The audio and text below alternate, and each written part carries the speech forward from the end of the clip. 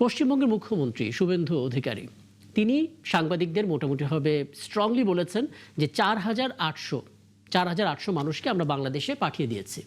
হাতে এখন 836 জন আছে, হোল্ডিং জোনে তাদেরকে রাখা, খুব দ্রুত আমরা তাদেরকে পাঠিয়ে দেব, আরও তালিকা তৈরি হচ্ছে, আমরা সেগুলোতেও ব্যবস্থা নিব, এরকম একটা বক্তব্য তিনি দিয়েছেন, যেখানে আমাদের পররাষ্ট্র প্রতিমন্ত্রী বলছেন আমরা অ্যালাউ করব না। আবার এটাও খবর পাচ্ছি যে আমাদের এখানে তাদেরকে ঢুকতে দেওয়া হয়নি, তাদেরকে ফেরত পাঠিয়ে দেওয়া হয়েছে। মানে আপনার মনে হচ্ছে কিনা পুরো বিষয়টা নিয়ে একটা বড় ধরনের তথ্যগত গ্যাপ রয়েছে, একটা ইনফরমেশন গ্যাপ রয়েছে, আমরা সঠিক তথ্য পাচ্ছি নাকি কি বলবেন আসলে? ধন্যবাদ। ৭১ টিভির কলাকৌশলী সাংবাদিক এবং যে দর্শকরা দেখছেন সবাইকে আমার শুভেচ্ছা। আমি প্রথমে এই প্রসঙ্গে কয়েকদিনের টিভি ফুটেজ, পত্রিকার নিউজ যেটা আমি দেখেছি, আমাদের বিজিবি বর্ডার গার্ড এবং সীমান্তবর্তী এলাকার মানুষগুলো দেশের স্বার্থে তারা এই বিজিবি এবং তাদের কর্মকর্তারা দেশের স্বার্থে যে সাহসী ভূমিকা রাখছেন, আমি সত্যই প্রশংসা করি যে তারা আসলেই দেশপ্রেমিক। এবং শুভেন্দু অধিকারী উনি যে তথ্যটা দিয়েছেন, এটা হয়তো ওনার সফলতা নেওয়ার জন্য উনি হয়তো বলেছেন।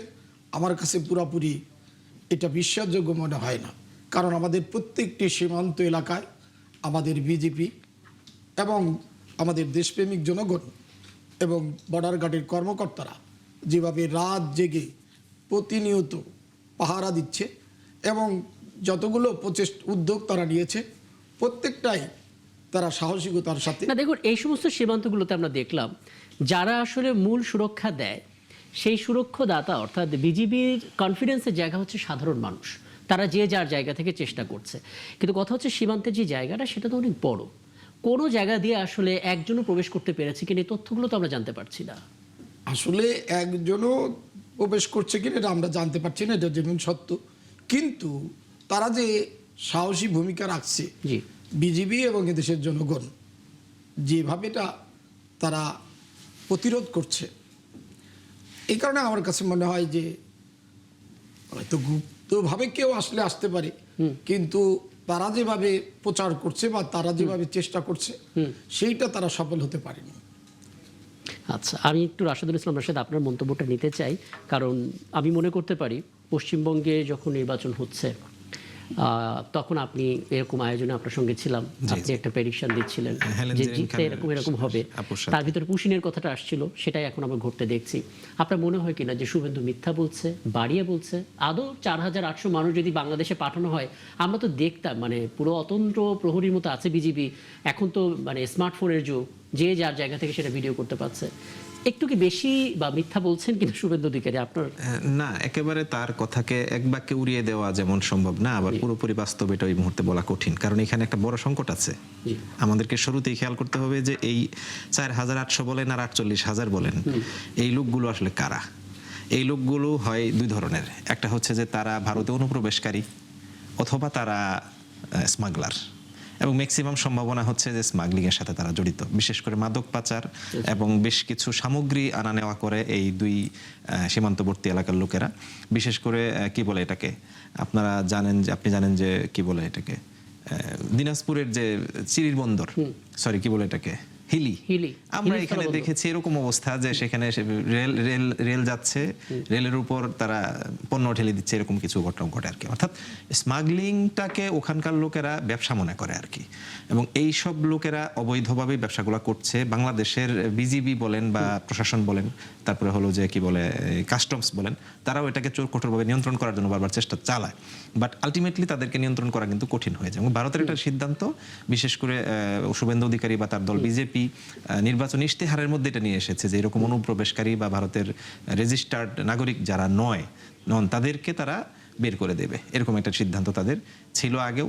এমনকি আমরা কিন্তু ওই দিন আলোচনাটা এরকমও করেছিলাম যে তখন ভোটার তালিকা থেকে একটা বিরাট বড় সংখ্যক কিন্তু বাতিল করে দিয়েছিল তারা, এবং এটা হাইকোর্টে দিয়ে রেখেছে তারা, ওইখান থেকে রেজাল্ট আসার পর পাঠাবে। এরকম তাদের সিদ্ধান্ত হচ্ছে যে এরকম হাইকোর্টের সিদ্ধান্তের আলোকে যারা তাদের নাগরিক হবে না তাদেরকে তারা পুশব্যাক করবে তাদের ভাষায়, আর আমরা পুশিন বলছি।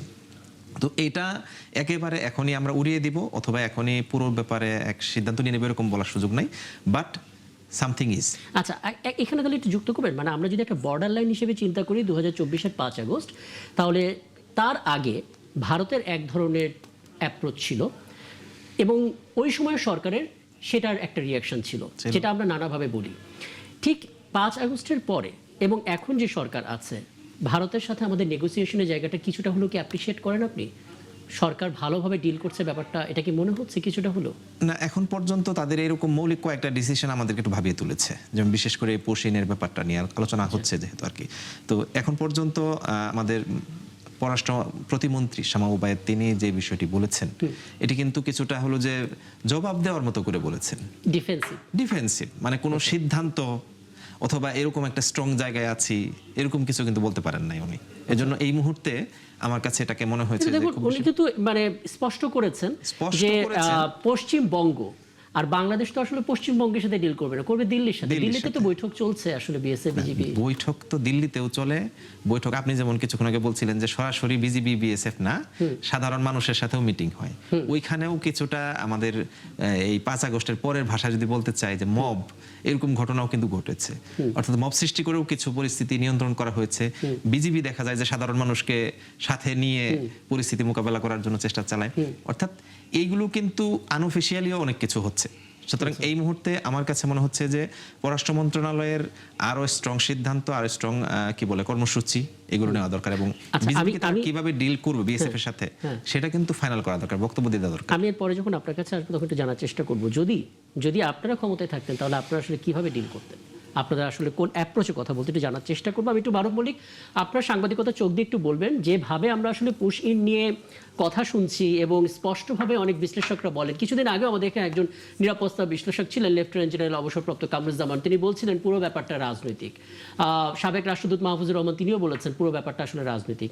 এবং আজকে আমরা সেটাও দেখতে পাচ্ছি যে তারা আসলে ভারতে ছিলেন, তাদের নাগরিকত্বের বিষয়টা ঠিকঠাক আছে, তারপরও ঠেলে দেয়া হচ্ছে। যদি এমনটাই ঘটে তাহলে আমাদের সরকার আসলে কি ধরনের পদক্ষেপ নিতে পারে? কারণ বিষয়টা তো আর কূটনৈতিকভাবে হচ্ছে না, হচ্ছে ইন্টেনশনালি রাজনৈতিকভাবে। জি, ধন্যবাদ আজকের অনুষ্ঠানে আমাকে আমন্ত্রণ জানাবার জন্য এবং আমার সঙ্গে যে দুই বিজ্ঞ আলোচক আছেন এবং যারা দেখছেন এই অনুষ্ঠান সবাইকে শুভেচ্ছা। এই বিষয়টা আপনি যেটা বললেন, শুরুতে আমি একটু দ্বিমত পোষণ করে রাখি। আমাদের এখানে একজন বক্তা বলেছেন যে আমি যদি পুরোপুরি বুঝে থাকি ওনার কথা, আমার কাছে যেমনটা মনে হচ্ছে উনি অনুপ্রবেশকারীর কিছু প্রসঙ্গ এনেছেন, চোরাকারবারীদের প্রসঙ্গ এনেছেন।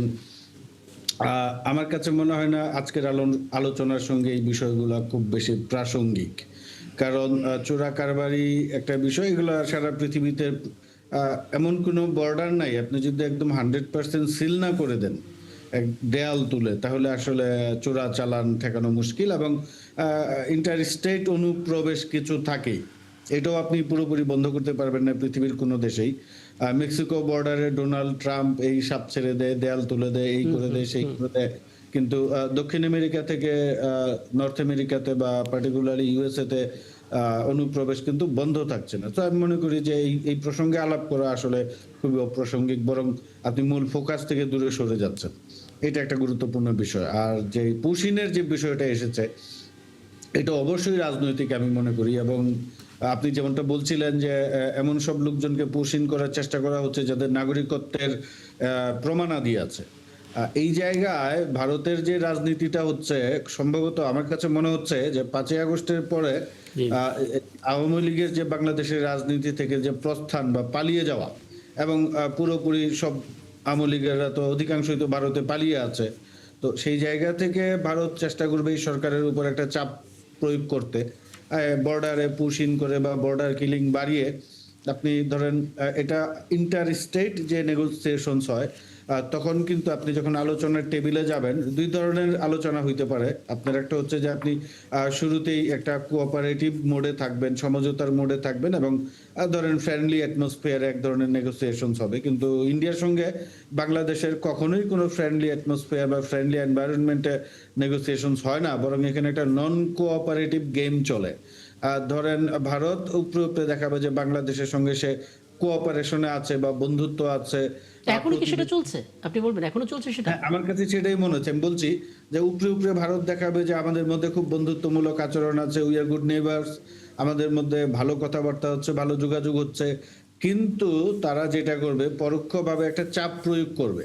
আচ্ছা, এখানে এখন এখানে এখানে যদি মলিক একটু স্পষ্ট করেন, মানে ভারতের হাতে বাংলাদেশের সাথে বন্ধুত্ব করতে গেলে যদি তারা এখানে সরকারের কথা চিন্তা করে, তাহলে বিএনপির বিকল্প আসলে কি ছিল তাদের হাতে? কারণ তারা তো অন্তর্বর্তী সরকার সময়টাকে বলে জিহাদি সরকার। এখন যেহেতু না, বিএনপি সরকার আছে, তারা তো আসলে উপরে উপরে কেন, ভেতরে ভেতরে তো ভালো সম্পর্ক রাখতে চাইবে। না, ভেতরে ভেতরে ভালো সম্পর্ক যদি তারা রাখতে চায়, সেটার নমুনা তো এইভাবে পুশিন করে ভারতীয় নাগরিকদের বাংলাদেশে ঠেলে দেয়া না। জি, এটা যেটা হচ্ছে যে শুভেন্দু অধিকারী শুরু থেকেই খুব মানে আমি বলবো যে এক ধরনের উত্তেজনা তৈরির কথাবার্তা বলছেন। উনি যেমনটা বলেছেন যে 4,000 মানুষকে বাংলাদেশে অলরেডি পাঠিয়ে দেওয়া হয়েছে, আরো তাদের তালিকা ভুক্ত লোক আছে যাদেরকে পাঠানো হবে। এখানে দুইটা বিষয় হতে পারে। তার আগে আমি একটু ওই বিষয়টা ক্লিয়ার করে নেই যে এই জায়গায় ওরা চাইবে বাংলাদেশের উপর পুশিন করা বা বর্ডার কিলিং করা বা নানাভাবে বাংলাদেশের উপর চাপ সৃষ্টি করা। ওই চাপ নিয়ে যখন বাংলাদেশ সরকার ইন্ডিয়ার সঙ্গে কথা বলতে যাবে, তখন তাদেরকে পাল্টা শর্ত দিতে পারে, ওকে আমরা পুশিং করবো না বা বর্ডার কিলিং করবো না, এই সুবিধা দেবো। এই সুবিধার মধ্যে একটা হতে পারে যে আওয়ামী লীগকে রাজনীতিতে পুনর্বাসিত করা বা আওয়ামী লীগকে স্পেস দেওয়া।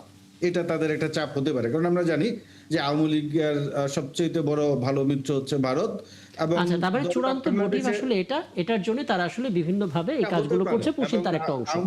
আওয়ামী লীগ ধরেন বাংলাদেশের পলিটিক্যাল পার্টি হলেও এটা মোরওভার একটা ভারতীয় পার্টির এক্সটেনশন বলে আমি মনে করি, যেটা আমি বারবার বলি বা লিখিও।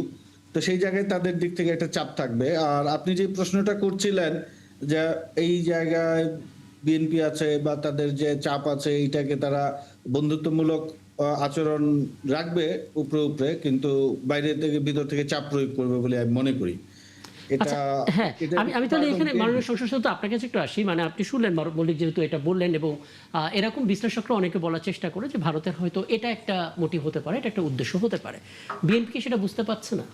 পেলে আসলে ডিপ্লোমেসিটা কিভাবে করছে? আমি প্রথমে বলবো, আমার বিরোধী দলের বন্ধুরা যে কথাটি বললেন, আমি তাদের দৃষ্টি আকর্ষণ করেই বলছি, এই বিএনপি সরকারের আগে বা আওয়ামী লীগ সরকার 17 বছর ছিল, তখন কি বিজিবি, যেটা আমাদের বর্ডার গার্ড, তারা কি এই ধরনের প্রতিরোধ বলতে পারেন বা দেশের সীমান্ত পাহারা দেওয়ার জন্য বর্তমানে দেশপ্রেম নিয়ে যে সাহসী ভূমিকা রাখছেন এবং জনগণ যেভাবে তাদেরকে সহযোগিতা করছেন, তারা যে আজকে সাহসী ভূমিকা রাখছেন বিজেপি, এটার পিছনে নিশ্চয়ই সরকারের সমর্থন রয়েছে। সরকার নিশ্চয়ই চায় না যে কোনো অবৈধ নাগরিক বাংলাদেশে প্রবেশ করুক। এটা তো আপনার বিরোধী না, দলের বন্ধুরা আমি আসলে যেটা বলছি, অস্বীকার আমি করেনি। বলতে চাচ্ছি, তারা আসলে কিন্তু না, বিরোধী দলের কিন্তু উচিত ছিল, ওনারা নিশ্চয়ই চান না যে কোনো পুশ ইন বাংলাদেশে হোক, না না না, অসম্ভব। চান না। তাহলে উচিত ছিল বলা যে বর্তমান সরকার খুব সাহসী ভূমিকা রাখছে এবং তাদের নির্দেশে হোক আর তাদের মাধ্যমেই হোক বিজেপি এবং মানুষ সেটা প্রতিরোধ করছে। তাই আমরা যদি দেশের স্বার্থে, নিশ্চয়ই এই সরকারের এই বর্তমান ভূমিকাটা নিশ্চয়ই প্রশংসনীয়। আমরা সেই প্রশংসাটা না করে কিন্তু আমরা সেই বিরোধী দলের মতোই বিরোধিতার চোখে এখানে আমি যেটা বুঝলাম যে তারা আসলে সরকারকে তো নিন্দা করেনি, বাট সরকারকে আরেকটু কঠোর, আরেকটু স্ট্রং আমি বলি যে ওনাদের তো এই প্রেক্ষাপটে ওনাদেরও তো সমর্থন দেওয়া উচিত ছিল, ওনাদের বলা উচিত ছিল, বা উনিও যেখানে যেটা বললেন, ওনাকে বলা উচিত ছিল যে সরকার বর্তমানে যে ভূমিকাটা রাখছে সেটা অবশ্যই দেশের স্বার্থে, তারপরেও আমরা তাদের পাশে আছি, সবাই মিলে আমরা আরো জোরালোভাবে আমাদের অবস্থানটা পরিষ্কার করি। তাহলে সরকার কিন্তু আরো সাহসী ভূমিকা রাখতে পারত এবং ওনারা যে দেশপ্রেমিক দল সেটাও কি মানুষ বুঝতে পারত, কিন্তু ওনারা কিন্তু সেটা করলেন না। মানে আমাদের এই কালচারটা পরিবর্তন হবে না যে সরকারি দল ভালো কিছু করলেও আমরা তার বিরোধিতা করব। রাশেদ, আপনি খুব চমৎকার করে বলছিলেন কিছু অবজারভেশন আপনাদের আছে এবং বিরোধী দল হিসেবে আপনাদের অবজারভেশন থাকবে, এটাই স্বাভাবিক এবং এটা সরকারের জন্য অনেক সহায়কও বটে। কারণ কখনো কখনো আপনারা এমন কিছু পরামর্শ সরকারকে দিতে পারেন যেটা হয়তো সরকার তাৎক্ষণিকভাবে প্রত্যাশা করেনি, কিন্তু পেলে খুব ভালো হয়েছে, এ কারণে হয়তো পরিস্থিতি অনুকূলে আসবে। আপনারা আসলে কি করতেন যদি সরকার থাকতেন? দেখুন, আমরা যেদিন ওই দিন আলোচনাটা করছিলাম, যেদিন বিজেপি জিতে যাচ্ছে আমরা যখন আলোচনা করছি ভোট গণনা তখন চলছিল। ভোট গণনা চলছে এবং বলা যায় যে অনেক দূর আগাই গেছে বিজেপি আর কি। তখন আমাদের আলোচনাটা লাস্ট মোমেন্টে এরকম ছিল যে যেহেতু এখন বিজেপি জিতেই যাচ্ছে তাহলে বাংলাদেশের ভূমিকাটা কি হবে। তখনও কিন্তু আমি এভাবেই বলেছিলাম যে এটা এখন আর বাংলাদেশের ভূমিকা যখন বলে ফেলেছেন তখন আর বিএনপির, জামাত ইসলামীর কি অন্য দলের ভূমিকা কিন্তু আর থাকছে না, এটা রাষ্ট্রের ব্যাপার হয়ে যাচ্ছে, সার্বভৌমত্বের ব্যাপার আর কি। তো আমরা জামাত ইসলামীর যে ইশতেহার, জামাত ইসলামীর যে বক্তব্যটা ছিল নির্বাচনের আগে, সেই বক্তব্যের আলোকেই যদি বলি, জামাত ইসলামী ফিল করছে যে এই মুহূর্তে আমাদের সবচেয়ে বেশি গুরুত্ব দেওয়া উচিত সার্বভৌমত্ব ইস্যু, এবং সার্বভৌমত্ব বিশেষ করে জাতীয় স্বার্থ এক কথায় আর কি। আমরা সীমান্ত হত্যা বন্ধ, পানি বন্টন চুক্তি, বাণিজ্য বৈষম্য দূরীকরণ, এরপর হলো যে নদী ব্যবস্থাপনা, এই সকল বিষয় যেমন খুবই জরুরি, ঠিক একইভাবে পুশিনটাকে শক্ত হাতে কন্ট্রোল করাটা। এটুকু জানতে চাচ্ছি যে এখন এই সিচুয়েশন আপনারা কি করতেন? আমরা এই মুহূর্তে আমরা মনে করি যে এই মুহূর্তে শক্ত অবস্থানে থাকা আর কি, সীমান্তকে সিকিউর রাখার জন্য বাহিনী যা আছে সেটা তো আছেই, এর সাথে সাথে জনগণ এবং কূটনৈতিক সম্পর্ককে সুসংহত রাখার জন্য অ্যালার্ট রাখা। এটা কি সরকার করছে না? সরকার চেষ্টা চালাচ্ছে। আমরা দেখলাম যে যখন ছোট ছোট, আমি তো কিছুক্ষণ আগে সেটা বললাম যে বিজিবি কিন্তু জনগণকে সাথে নিয়ে পর্যন্ত এটাকে কি বলে প্রতিহত করার জন্য উদ্যোগ নিয়েছে। আমি তো পজিটিভলি পরিষ্কার করি রাশিদুল, আপনি পজিটিভলি বলেছেন। আমি জাস্ট ছবিটা মেলাতে চাচ্ছিলাম যে বিএনপি এই প্রেক্ষাপটে এমন কোন কাজটা করছে না যেটা জামাত থাকলে করতো। আপনি সেই আইডিয়াটা আমাকে দেবেন আসলে। আমরা বলেছি যে শক্ত অবস্থান বক্তব্যের আকারেও থাকতে হবে, শক্ত অবস্থান সীমান্তেও থাকতে হবে। লাইক এখন হঠাৎ করে 4,800 কথাবার্তা সামনে চলে আসার কারণে আমি এই মুহূর্তে গুরুত্ব দিচ্ছি, বাট কয়েকদিন আগে যে আমাদের কয়েকটা সীমান্ত হত্যা হয়ে গেল, সেটা নিয়ে আমাদের এই মুহূর্তে কেন আমরা ট্যাগ করে বক্তব্যটা দিলাম না। অর্থাৎ এখন বক্তব্যটা দেওয়ার সময়, নেগোসিয়েশনের সময় ওই পুরনো ইস্যুগুলোকে সহ সামনে নিয়ে আসা দরকার ছিল। যেহেতু মূল ফোকাসটা আমরা ঠিক থাকতে পারতাম। মূল ফোকাস তো একটাই, এই ফোকাসটা তো শুধুমাত্র এরকম নয়। বিজেপির আপনাকে আরো অনেকগুলো বিষয় খেয়াল করতে হবে এখানে, যে বিজেপির যে ইশতেহার বা বিজেপির যে কাজের ধরন, তাদের যে কি বলে আচরণ, সেগুলো কিন্তু ভয়ঙ্কর। কয়েকদিন আগে আপনারা দেখেছেন, আমরা দেখেছি যে কুরবানির ঈদকে কেন্দ্র করে গরু নিয়ে একটা বিরাট বড় ধরনের রাজনীতি হয়েছে, অর্থাৎ মুসলিমদের বিরুদ্ধে একটা অবস্থান। এবং আপনি যেমনটি বলছিলেন, এরপরে হলো যে মারুফ মল্লিক ভাই উনি বলছিলেন কিন্তু গুরুত্ব দিয়ে যে বিজেপির একটা বড় ধরনের বাস্তবতা যে তারা আওয়ামী লীগকে ওন করে, আওয়ামী লীগকে ওন করে বলতে তারা ব্যাক করে। তো সেই জায়গা থেকে এখন বিএনপিকে বা বাংলাদেশের সরকারে যারা আছে তাদেরকে প্রতিহত করতে হবে, এরকম একটা মানসিকতা যেহেতু রাখে। একটা রেফারেন্স আপনাকে দিই। অনেকে আসলে ইরান যুদ্ধে ডোনাল্ড ট্রাম্পের যে হার্ড লাইনে থাকা বক্তব্য, সেগুলো নিয়ে দিন শেষে ট্রলও করে। আমরা দেখতে পাচ্ছি শুভেন্দু অধিকারী যে ভাষায় কথা বলছে, শুরুর দিকে সেটা উস্কানিমূলক মনে হতো, এখন অনেকে খুব একটা পাত্তাও দেয় না।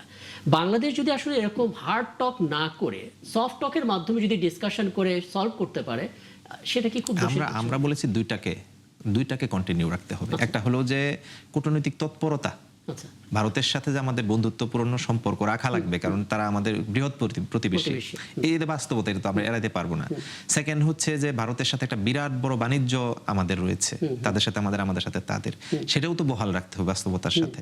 কিন্তু আমরা বলছি যে একই সাথে আমাদেরকে এমন একটা নেগোসিয়েশনের জায়গায় যেতে হবে, এমন একটা, যেমন আমরা এখন বড় ধরনের একটা প্রকল্পের আলোচনা কিন্তু শুনেছি যে পদ্মা ব্যারেজ হবে, অর্থাৎ এই পদ্মা ব্যারেজটা আমাদের জাতীয় স্বার্থে কাজে লাগানো, ভারতের সাথে নেগোসিয়েশনের জন্য এটাকে একটা বড় ধরনের হাতিয়ার হিসেবে ব্যবহার করা, এরকম বড় নেগোসিয়েশনের জায়গায় যাওয়া ছাড়া আলটিমেটলি শেখ হাসিনা সরকার যেরকম নতজানু মানসিকতা নিয়ে কাল 10 জন, পরের দিন আরো 20 জনকে পাঠিয়ে দিয়েছে, মেরে ফেলেছে, এরকম করে আমাদেরকে যেন এখন আর নতুন করে ভারত আমাদেরকে কি বলে আর কি নির্যাতন জুলুম এসব না করতে পারে। আমি যদি তাহলে আপনার কথার বটম লাইনটা এভাবে পিক করি যে সরকার এই মুহূর্তে যে উদ্যোগ নিচ্ছে, তার পাশাপাশি বক্তব্যের মধ্যে ওই ডিফেন্সিভ টোনটা থাকা যাবে না। হ্যাঁ, পূর্ব যেই সমস্ত সীমান্ত হত্যাকাণ্ডগুলো হয়েছে সেগুলোকে নিয়ে মোটা দাগে জোরালো একটা বক্তব্য দিতে হবে। শুধু বক্তব্যের বিষয় বলিনি আমি, আমার আরেকটা নেগোসিয়েশন পাওয়ার তৈরি করতে হবে। আচ্ছা, সেটা কি নেই? জাতিসংঘের সাধারণ পরিষদে থাকা মানুষ, এটা একটা পজিটিভ, অবশ্যই এটা আমাদের জন্য একটা বড় ধরনের পজিটিভ সাইন। আচ্ছা, আমি মারুফ মল্লিক আপনার কাছে আসি, যদি আপনি কিছু জানতে চান। রাশিদুল ইসলাম রাশেদ আছেন এখানে? জি, সাউন্ড আসছে না, মেবি একটু আনমিউট করে দিতে হবে, আমরা সাউন্ড পাচ্ছি না। জি, এখন আমার কথা বোঝা যাচ্ছে? হ্যাঁ, ক্লিয়ার শুনতে পাচ্ছি, প্লিজ। হ্যাঁ, আমি একটু মানে ওনার নামটা রাশেদুল ইসলাম রাশেদ, জামাত ইসলামী দলীয় সংসদ সদস্য। জি, আমি একটু রাশেদ ভাইয়ের কাছে জানতে চাচ্ছি যে কি ঠিক কি কারণে মনে হচ্ছে যে ওনার কাছে যে সরকার এই মুহূর্তে শক্ত অবস্থায় নাই? ধরেন না। শক্ত অবস্থান বলতে তো এখানে যুদ্ধ শুরু করা যাবে না, বাট আমি যতটুকু দেখেছি যে স্বরাষ্ট্রমন্ত্রী বেশ কয়েকদিন আগে বেশ সরাসরি বলেছেন যে বর্ডার দিয়ে যেন কেউ ঢুকতে না পারে, এবং চাঁপাইনবাবগঞ্জ তারপরে উত্তরবঙ্গে বিভিন্ন জায়গায় কিন্তু আটকে দিয়েছে, এবং এইমাত্র আপনারাই তো দেখাচ্ছিলেন যে 91 জেলাকে ফেরত দিয়েছে বোট সহ, ফেরত দিয়েছে, এবং বেশ কয়েকজনকে তারা আবার ফেরতও নিয়ে গিয়েছে। ফেরত নিয়েছে। এবং এই যে ফেরত নিয়ে যাওয়া, এটা তো সরকারের বর্ডারের শক্ত অবস্থানেরই প্রতিফলন। আর আমি প্রশ্নের উত্তরে যাওয়ার আগে, উনি দেওয়ার আগে আরেকটা কথা একটু চট করে বলে নেই। শুভেন্দু অধিকারী যে গল্পটা বলছে যে 4000 মানুষকে পাঠিয়ে দেওয়া হচ্ছে, 4800 মানুষকে পাঠিয়ে দিয়েছে, 836 জন এখনো হাতে আছে, তাদেরকে প্রক্রিয়া চলছে। এটা হচ্ছে একটা পলিটিক্যাল ট্রিক, বিকজ এটা আমার ধারণা। আর কারণটা হচ্ছে উনি নির্বাচনে ওইখানে ভোট নেওয়ার জন্য বারবার বলেছেন যে বাংলাদেশি, এরকম কিছু কথিত বাংলাদেশি, আসলে তারা বাংলাদেশি না, ভারতীয় নাগরিক, তাদেরকে বাংলাদেশে ঢুকিয়ে দেওয়া হবে, পাঠিয়ে দেওয়া হবে বলে উনি একটা ভোটের রাজনীতি করেছেন। এবং সেই ভোটারদের এখন উনি শান্ত করার জন্য বলছেন যে 4800 জনকে পাঠিয়ে দিয়েছে। এবং এটা করে একদিকে যেমন তিনি ভারতে তার যেগুলা ভোটার আছেন বা বিজেপির ভোটার আছেন কট্টরপন্থী, তাদেরকে দেখাচ্ছেন যে আমি একটা কিছু করেছি, পাশাপাশি বাংলাদেশের যে রাজনৈতিক দলগুলো আছে তাদের মধ্যে এক ধরনের একটা আলাপ অবিশ্বাস সৃষ্টি করার পন্থা। কারণ যদি উনি এটা বলে এস্টাবলিশ করতে পারেন যে 4800 মানুষকে বাংলাদেশে পুশিন করা হয়েছে, প্রমাণ করতে পারেন, তাহলে এই রাশেদ সাহেবরা বলবেন যে সরকার দুর্বল আচরণ করছে, নতজানু আচরণ করছে, শক্ত অবস্থানে যেতে পারছেন না। তো সেই জায়গাটায় ভারত বা শুভেন্দু অধিকারী ডাবল গেম খেলছে। একদিকে তারা বলছে আমরা ওকে ফাইন ফ্রেন্ডলি একটা পরিবেশ বজায় রাখবো, পাশাপাশি তারা নানা ধরনের গুজব, এবং এই যে তাদের যে রিপাবলিক টিভি আছে একটা কলকাতায়, অনেকগুলো আছে যেগুলো আসলে মেরিট ছাড়া আসলে ইউজ করে, এবং আমরা ফ্যাক্ট চেক করে বলি যে সেগুলো আসলে ভুল। আমি আপনার কাছে আরেকটা বিষয় একটু জানতে চাই, জনাব মারুফ মল্লিক। মানে শুরুতে আপনি একটা কথা বলেছেন যে এত কিছু ভারতের মূল উদ্দেশ্যই হচ্ছে আওয়ামী লীগকে ফেরানো, যেটা আপনি বলছেন যে চূড়ান্ত হয়তো তাদের একটা লক্ষ্য থাকতে পারে। ঠিক আছে, এটাতে আমাদেরও কোনো কনফিউশন নাই, কিন্তু আরেকটা ন্যারেটিভও তো আছে। অনেকে এটা বলার চেষ্টা করেন যে ভারতের সাথে 5 আগস্টের পর আমাদের সম্পর্ক ভালো হতে পারত, কিন্তু তখন আসলে এখান থেকে ভারতকে উস্কানিমূলক স্লোগান দিয়ে নানাভাবে তাদের এম্বাসির সামনে দাঁড়িয়ে মব তৈরি করে এমন একটা জিনিস তৈরি করা হয়েছে যাতে আসলে এই দেশের সাথে সম্পর্কটা আমাদের একটা বড় আকারে খারাপ হয়ে গেছে। এবং পরবর্তী যে সরকারটা তৈরি হয়েছে সেই সরকারের সঙ্গেও যেহেতু বিরোধী দলের সম্পর্কটা আগের মতো সাপে নেউনে নেই, তারা একসাথে এক টেবিলে বসে চা খায়, কথা বলে, আলোচনা করে, এই জিনিসটাও ভারতের মধ্যে একটা কনফিডেন্স নষ্ট করে দিয়েছে যে হ্যাঁ এই দেশের সাথে থাকাটা, মানে এই ন্যারেটিভটা কি অ্যাকসেপ্টেবল? এটা অস্বীকার করা যাবে না যে ওই সময়ে আপনার কিছু অর্বাচীনের মতো কথাবার্তা বলে ভারতের সঙ্গে, ধরেন এইটাই তো আমাদের মাথায় রাখতে হবে যে আমরা যেহেতু বাংলাদেশ থেকে আওয়ামী লীগকে রীতিমতো উৎখাত করেছি এবং তারা পালিয়ে গিয়ে ভারতে আশ্রয় নিয়েছে, সেই জায়গায় বাংলাদেশে কিন্তু ভারতের একমাত্র প্রতিনিধি আওয়ামী লীগ রিপ্রেজেন্ট করে, তারা ভারতের স্বার্থকে রিপ্রেজেন্ট করে বেসিক্যালি, বাংলাদেশের স্বার্থ না। তো সেই জায়গায় ওদেরকে যখন এখান থেকে ভাগিয়ে দেওয়া হয়েছে, সেই জায়গায় ভারতের দিক থেকে একটা চাপ আসবে। সেই চাপটা মোকাবেলা করতে গেলে ভারতকে আপনার আস্থায় আনতে হবে। আমরা কিন্তু সেটা না করে অর্বাচীন এবং অপরিপক্ক আচরণ করে আমাদের কিছু রাজনীতিবিদ এই 7 সিস্টার দখল করে ফেলবো, এই করে ফেলবো, সেই করে ফেলবো বলে কিন্তু প্রকৃতপক্ষে ভারতের হয়ে কাজটা করে দিয়েছেন তারা।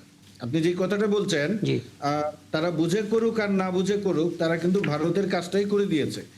ভারত এখন সেই পরিস্থিতির সেই কথাবার্তার সুযোগ নিয়ে যেটা করবে, আপনি যেটা বললেন যে বাংলাদেশে এখন সরকারি দলের সঙ্গে বিরোধী দলের খুব একটা খারাপ সম্পর্ক নাই, খুব ভালো সম্পর্ক না থাকলেও একটা বোঝাবুঝির এক ধরনের স্বস্তির সম্পর্ক আছে। সেই স্বস্তির সম্পর্কটা নষ্ট করা তাদের জন্য অস্বস্তি হতে পারে কিনা? হ্যাঁ, এইটা একটা ধরনের তাদের জন্য অস্বস্তির কারণ ভারতের জন্য। কারণ বাংলাদেশে যদি রাজনৈতিক স্থিতিশীলতা বজায় থাকে, তাহলে পরে ভারতের যে ইন্টারেস্ট গুলো আছে বা আওয়ামী লীগকে ফিরিয়ে আনার যে প্রজেক্ট আছে, এগুলো আসলে বাস্তবায়িত হবে। আরেকটা ন্যারেটিভ আছে, সেটা আমি একটু বলতে চাই মৌলিক ভাইকে, যেমন এখানে আমাদের পক্ষ থেকে কি বলে, বাংলাদেশের পক্ষ থেকে ভারতে পররাষ্ট্রমন্ত্রীর সফর, মানে ফার্স্ট সফরটা পররাষ্ট্রমন্ত্রী ভারতে সফর, আবার প্রাইম মিনিস্টার আবার কি বলে ভারতে সফর না করে চায়নাতে যাওয়া বা এরকম। অর্থাৎ আমি বলতে চাচ্ছি এটা একটা গুড সাইন। বাংলাদেশের সাথে ভারতের একটা সম্পর্কও রাখা লাগবে, আবার তাদের সাথে একটা কি বলে কি বলবো নেগোসিয়েশনের জায়গাও যেতে হবে আর কি। আমি কিন্তু বারবার এই কথাটাই বলছি আর কি, তাদেরকে কন্ট্রোলে আনতে হবে। আমাদের যে মর্যাদাটা আর কি সেটাকে সমুন্নত রাখাটা আমি মনে করি যে দ্বিপাক্ষিক সম্পর্কের জন্য অন্যতম গুরুত্বপূর্ণ। সেটা অবশ্যই, কিন্তু ভারত বিষয়ে কথাবার্তা বলার সময় আমাদের সতর্ক থাকতে হবে। আমাদের স্বার্থ নিয়ে আমরা কোনো ছাড় দেব না, এটা যেমন একদম সত্য কথা, কিন্তু রাজনীতিতে ধরো নির্বাচনের মতো কথাবার্তা বলা যাবে না। ওটা শুধু ভারতের না, আমি বোধ করি আসলে মানে ডিপ্লোম্যাটিক নর্ম সেটা সব দেশের জন্য। এখানে ভারতের কিন্তু ভিতরগত স্টেটগুলোতেও কিন্তু আমরা যেরকম আধিপত্যবাদ বিরোধিতা চাই, এই বিজেপি বিরোধিতা চাই, এরকম কথা কিন্তু ভারতের বিভিন্ন স্টেটেও এগুলা চলে আর কি। ভারতেও এগুলো নিয়ে আমার মনে হয় না যে ভারতের মধ্যে বিরোধী যে অবস্থান সেটা তো আমরা নেপালে দেখেছি, ভারতের বিপক্ষে বলতে, মালদ্বীপে দেখেছি, স্ট্রিক্টলি বলতে দেখেছি। নেপালে তো এটাও বলতে শুরু করলো যে আমরা মন্ত্রী পর্যায়ে কাউকে পাঠান, হ্যাঁ এরকম বলেছি, কোনো সচিবকে এখানে পাঠান না। কিন্তু এরকম মানে এম্বাসির সামনে যেভাবে আমরা স্লোগানটা দিয়েছি যে 7 সিস্টার্স ভেঙে দিব, এগুলো তো আসলে অ্যাকসেপ্টেবল না। আমি যেটা বলতে চাচ্ছি, ধরেন আমাদের আমি আরেকটা বিষয়ে যাব আর কি। জি, আমি সংক্ষেপে শেষ করছি। ধরেন বাংলাদেশের একটা দীর্ঘ সমস্যা হচ্ছে হিলের সমস্যা, সেইটা নিয়ে যদি কোনো ভারতীয় কথাবার্তা বলে সেটা তো আমরা অ্যাকসেপ্ট করব না, কখনোই না, কোনোভাবেই না। তো সেইটা তো একইভাবে আমরা, ওদের দেশে ইনসার্জেন্সি আছে, ইনস্টেবিলিটি আছে, আধিপত্যবাদ আছে, নানা কিছু আছে, সেটা আমরা ডিপ্লোম্যাটিক্যালি মোকাবেলা করব। আমরা কিন্তু এইভাবে তো হুমকি ধুমকি তো দেয়া তো কোনো রাষ্ট্রের দায়িত্বশীল রাজনৈতিক ব্যক্তিত্বের কাজ না, সেটা বরং দেশের জন্য বিপদ ডেকে আনে। আমরা আপাতত এই আলাপটা এখানেই রাখি। আর একটা বিষয় নিয়ে একটু কথা বলতে চাই, এটা আসলে বিএনপির উদ্দেশ্যে বলা হচ্ছে। বিএনপি শরিক দল আছে, এটা আপনি আরো ভালো মতো জানেন, কারণ শরিক দলগুলো যারা, তাদের প্রত্যেকের সঙ্গে আপনাদের আলাদা একটা পরিচয় আছে, দীর্ঘদিন ধরে এই রাজপথে আপনারা লড়াই করেছেন। তখন একটা কমিটমেন্ট আসলে বিএনপির পক্ষ থেকে ছিল যে আমরা রেইনবো নেশন তৈরি করব, বিএনপি যদি নির্বাচনে যেতে তাহলে জাতীয় সরকার গঠন করা হবে। এখন শরিকরা প্রশ্ন করেছে কোথায় জাতীয় সরকার, বিএনপি সরকারই তো আমরা দেখতে পাচ্ছি। যদিও এটা একটা অভিযোগ আছে যে শরিক দলগুলোকে বিএনপি 15টা আসন ছেড়ে দিয়েছে, শরিক দলগুলোর পারফরমেন্স ভালো ছিল না, মাত্র 5টি আসনে তারা জয় পেয়েছে, বাকিগুলো আসলে জয় আনতে পারেনি। জাতীয় সরকার কোথায়? আমাদের সাথে যারা জোট করে নির্বাচন করেছে, আপনি দেখেন ছোটখাটো পার্টি হইলেও আমরা কিন্তু কয়েকটা মন্ত্রী তাদের ছেড়ে দিয়েছি যে, এবং যারা, এবং আপনার মহিলা এখন যে আমাদের সংরক্ষিত আসন হলো, ওখানেও কিন্তু আমরা ব্যালেন্স করেছি। হ্যাঁ, এটা আমরা জাতীয় সরকারের, এখন তো ওইটা সরকার করা যাবে না যে জামাতে ইসলাম বা বিরোধী দল যারা আছে সবাই শরিক দল, আপনাদের সাথে যারা শরিক দলে আপনি দেখেন আন্দালিব রহমান, তারপরে আপনার নুরু, তারপরে আপনার আমি যার কথা ধরেন, এই কথাগুলো কে বলেছেন? এই কথাগুলো বলেছেন বিপ্লবী ওয়ার্কার্স পার্টির সাধারণ সম্পাদক সাইফুল হক, এই কথাগুলো বলেছেন মাহমুদুর রহমান মান্না। এখন আপনার এই সরকারের তো গঠন প্রণালী পুরাটাই শেষ হয় নাই, সামনে তো সরকারের আরো অনেক কিছু বাকি আছে, পাশাপাশি আপার কক্ষ রয়েছে।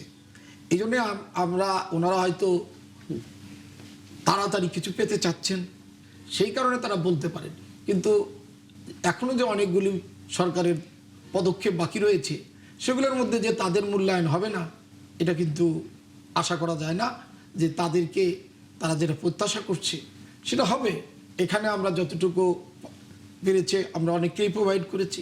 ভবিষ্যতে যদি আপার কক্ষ হয় সেখানে হয়তো তাদেরকে রাখা হবে।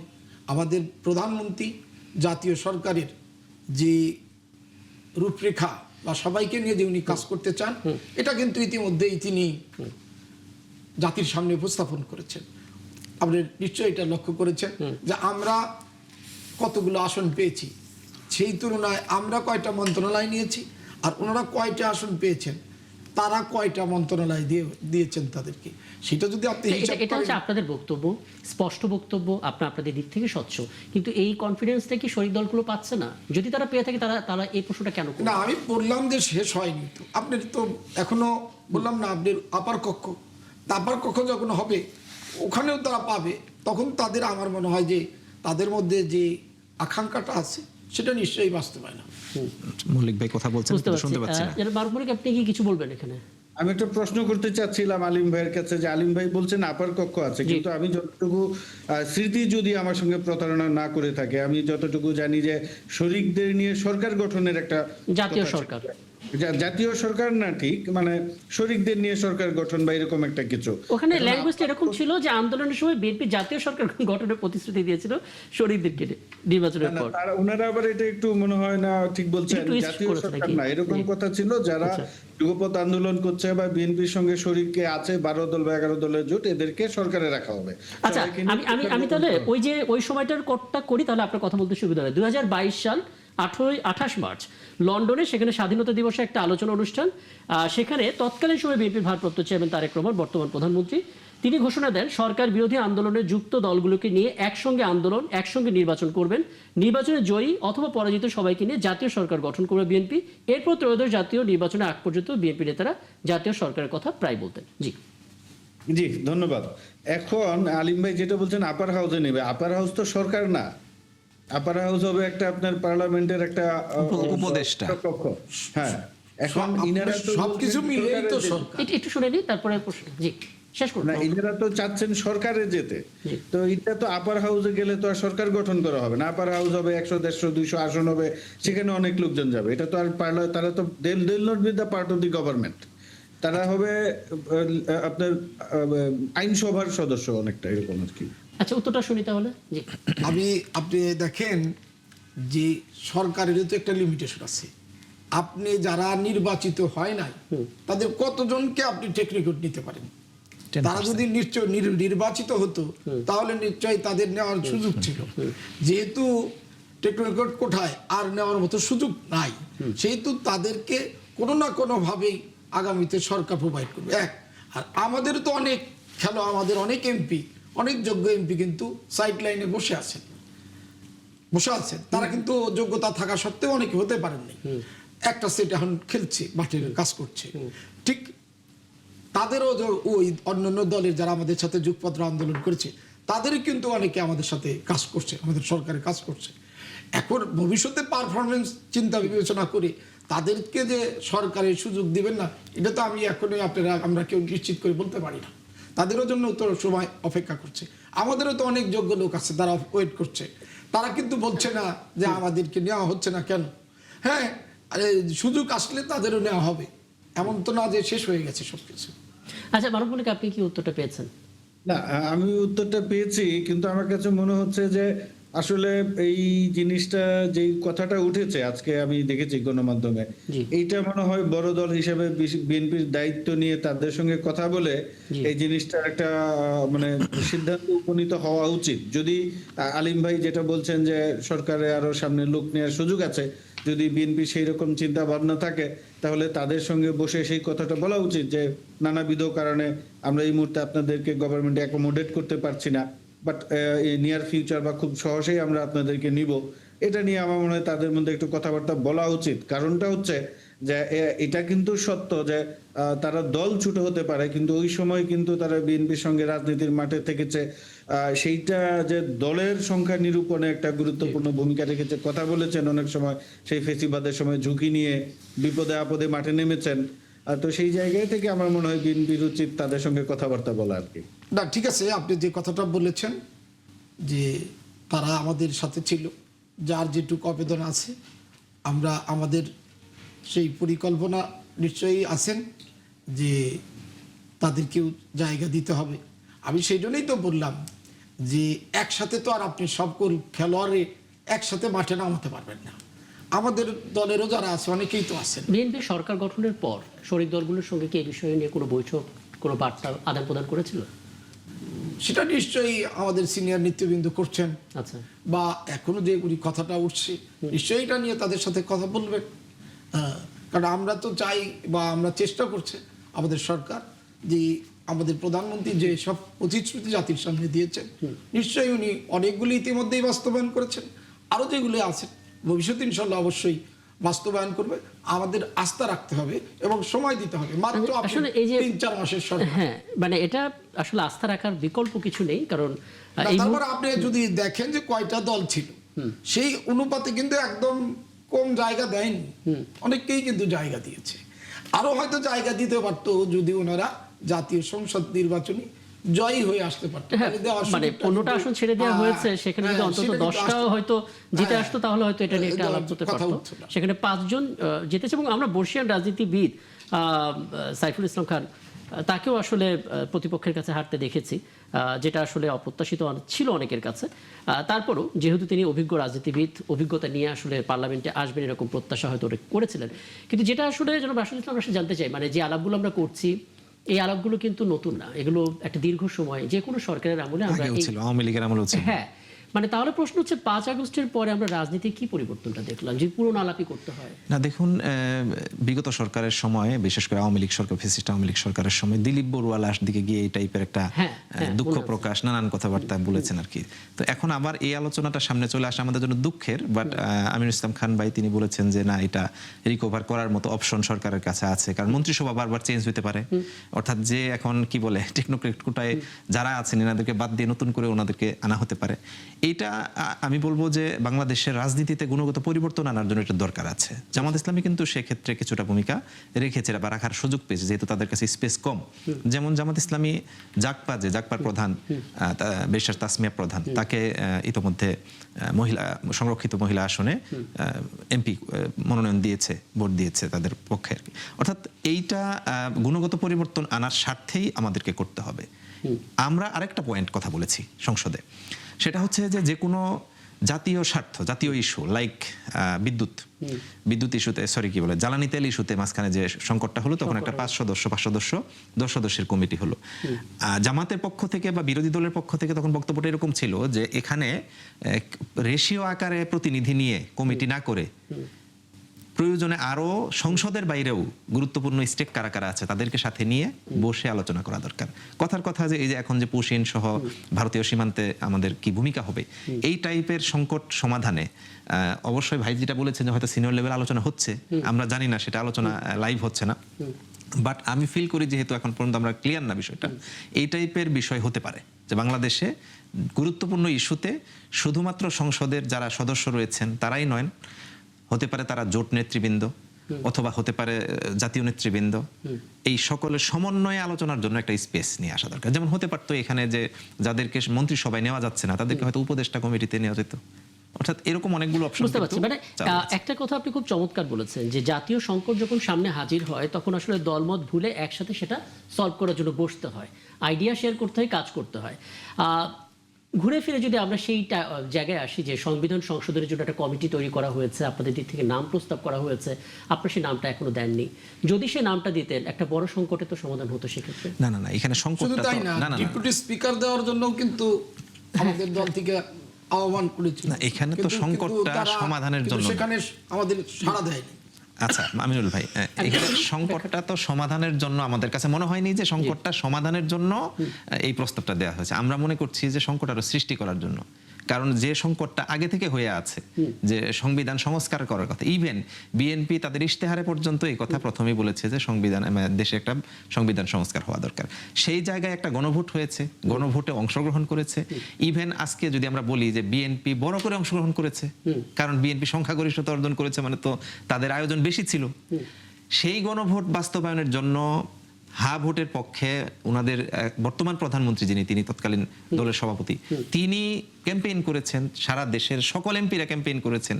সেই গণভোটকে এখন বলছেন যে আমরা মানি না। এটা অনেকে জানতে চান, আমরা এজন্যই বলেছি একটা ছোট একটি বিষয়, মানে হয় কি যে একটা বিষয় সেটার এক্সপেরিয়েন্স না করলে তো ভালো না মন্দ সেটা তো বোঝা যায় না। এটা কি এক্সপেরিয়েন্স করার মতো বিষয় নাকি? আপনি যদি নামটা প্রস্তাব করেন, আপনারা যদি কোনো বৈঠক করেন, সেই বৈঠকে যদি আপনারা আসলে বঞ্চিত হন, আপনার প্রবঞ্চনার শিকার হন, তখন আপনারা বলতে পারেন যে বৈঠক কোনো কাজে আসে নাই। নামটা না দিয়ে আমরা আগে কিভাবে বলছি যে আসলে লাভ? দেখুন, এখানে আপনাকে সদিচ্ছার ব্যাপার আছে। আপনি সংসদে যে টাইপের আলোচনা তুলেছেন, এটা আলাদা করে কমিটি করে মিটিং করলেও আর তাই হবে। আমি জানি না যে নতুন করে কোনো কি বলে মোটিভ চেঞ্জ করার মতো তাদের মধ্যে মানসিকতা তৈরি হয়েছে কিনা আমার বিশ্বাস হয়নি। কারণ আজকে বলতে গতকাল আর কি, এখন তো 12:30 বাজে, গতকালকেও স্বরাষ্ট্রমন্ত্রীর বক্তব্য, গতকাল মানে তার আগের দিন জ্বালানি মন্ত্রীর বক্তব্যে সেই সুর আমি পাইনি।